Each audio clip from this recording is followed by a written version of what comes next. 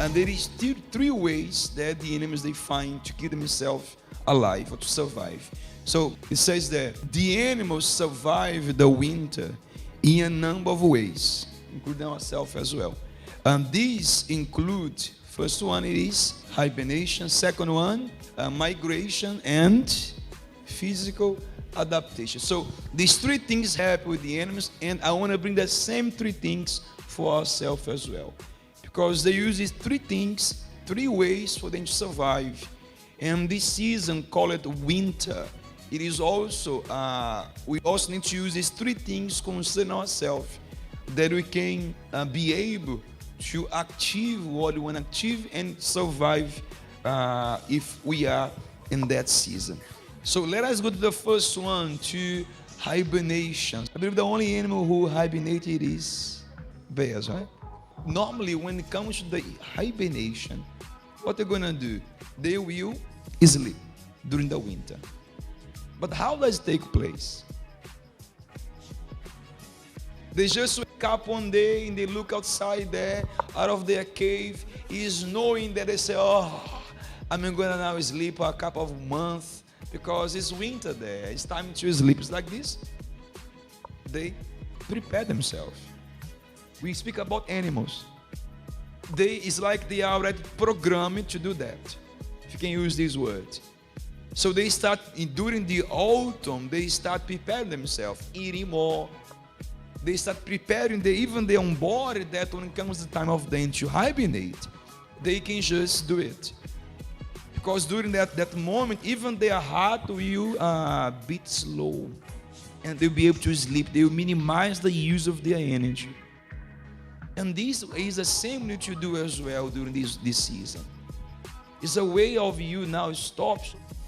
It's a time for you to stop wasting energy in things that does not warm you. It just leads to loss of power and strength. So which things that has been leading you to waste energy? What is the thing that has made lead you to lose energy in this season?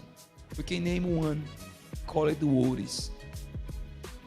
If you are someone that always getting worried a lot about things in your life, worried about your career, about your profession, about your love life, about your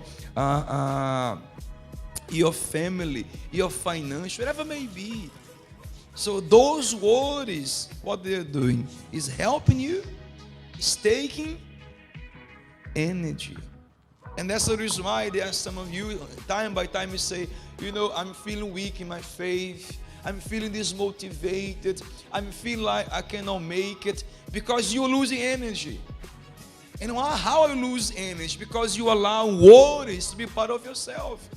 Whatever happened in your life, whatever happened there with you, when something does go wrong in your life, it just brings you down. It just makes you feel worried. You get to worry of that situation, because you feel like, I don't know what to do, or how I'm going to solve the situation there in my school, in my exams, or maybe in my relationship, or maybe my team, whatever it may be.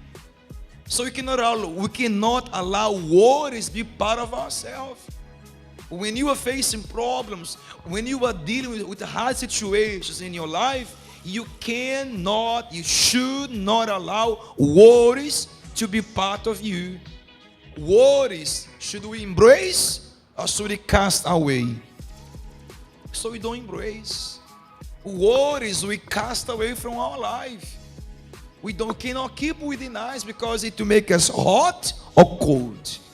Or better, warm or cold? Cold. And now you can understand why people end up getting cold in their faith.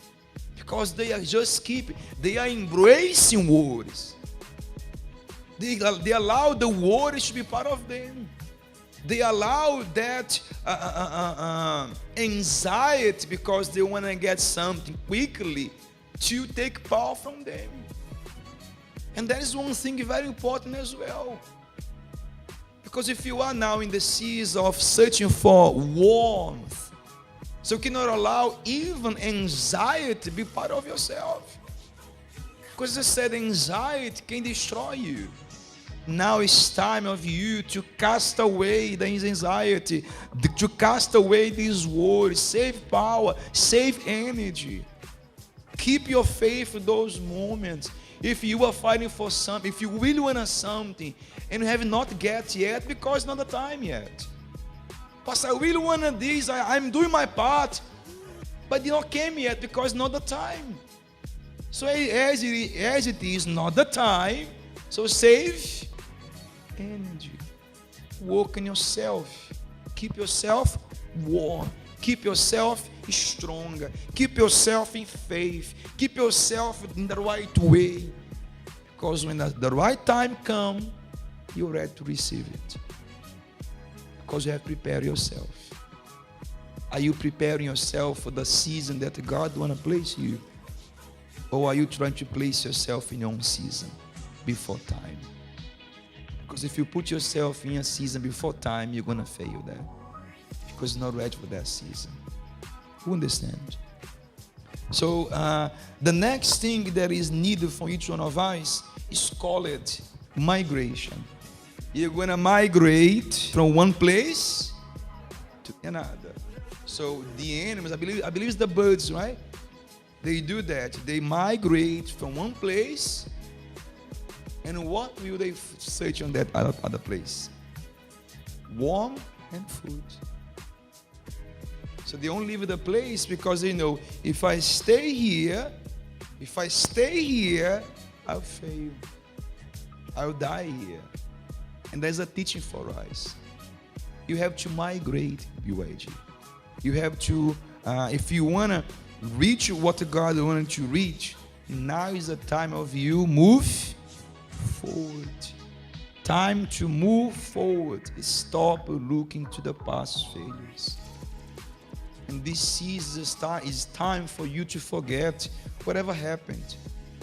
The mistakes you have done, the time that you fell, the time that you disappoint people, that you disappoint yourself.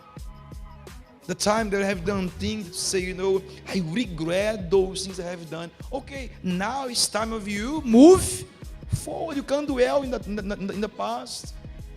So sometimes God, He want to bring you to the right season, but you still stuck where? In the wrong season. In the failure is the wrong season. So He want to bring you to the right season, but you can't. You don't want to let go. Yeah, the mistake you have done there, you keep blaming yourself. So that's the past. That's the past. We have to move forward, guys. We have to move forward. So don't dwell on your past failures. Have I made mistakes? A lot. Have you made mistakes? Many. Yes or no? What should you do? Move forward. Forget about those mistakes.